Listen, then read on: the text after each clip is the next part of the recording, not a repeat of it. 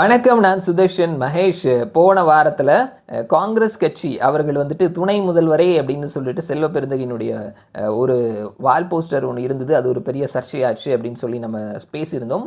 அதற்கு முன்னாடியே விசிக பலமுறை வந்துட்டு ஆட்சியிலையும் பங்கு அப்படின்ற மாதிரியான கோரிக்கைகளை அவர்களும் வலியுறுத்திட்டு இருந்தாங்க. அம்பேத்கரினுடைய பிறந்த தினமான அன்னைக்கும் கரூரில் ஒரு இடத்துல விடுதலை சிறுத்தைகளினுடைய போஸ்டர்ஸ் ஆட்சியிலையும் அதிகாரத்திலையும் பங்கு அப்படின்ற மாதிரியான போஸ்டர்ஸை வந்து ஒட்டியிருந்தாங்க. ஸோ சமீபத்தில் பாஜக அதிமுக ஸோ இவர்களுக்குள்ள இருக்கக்கூடிய ஒரு பெரிய சர்ச்சையான கேள்வி, பதிலளிக்க முடியாத கேள்வியாகவும் இருக்கிறது.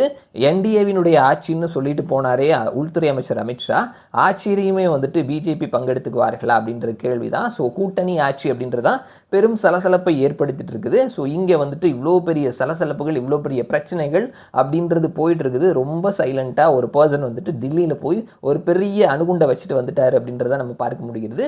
காங்கிரசினுடைய மாநில தலைவராக இருக்கக்கூடிய செல்வ பெருந்தகை அவர் பற்றின ஒரு நியூஸ் தான் சமீபத்தில் ஒரு லீடிங்கான நியூஸ் பேப்பரில் நம்ம பார்க்க நேர்ந்தது. பொதுவாகவே வந்துட்டு காங்கிரஸில் கோஷ்டி பூசல் அதற்கு ஒரு அளவே இல்லாமல் அதிகமாக இருக்குது.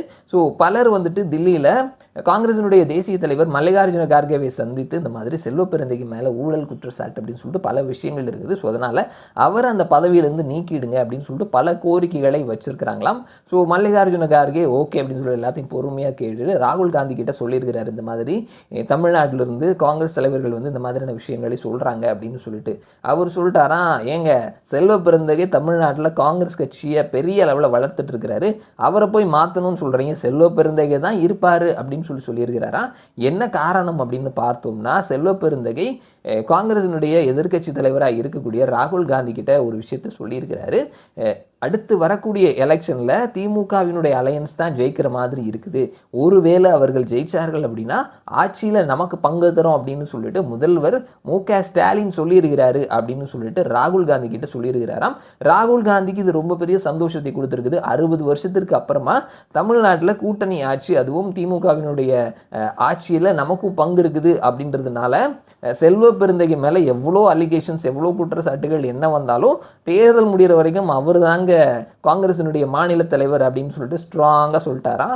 ஸோ இங்கே இவ்வளோ பெரிய கலைபரங்கள் போயிட்டு இருக்குது. சைலண்ட்டாக போயிட்டு அங்கே ஒரு பெரிய அணுகுண்டை வச்சுட்டு வந்துட்டார் செல்வ பெருந்தகை அப்படின்றத அந்த நியூஸ் பேப்பர் நியூஸ் வழியாக நம்மளால் பார்க்க முடிகிறது. ஸோ இங்கே திமுக அதிமுக தாண்டி கூட்டணியில் இருக்கக்கூடிய எல்லா கட்சிகளுமே அவர்கள் ஆட்சியிலையும் பங்கு வேணும் அப்படின்னு சொல்லி ஆசைப்படுறாங்க.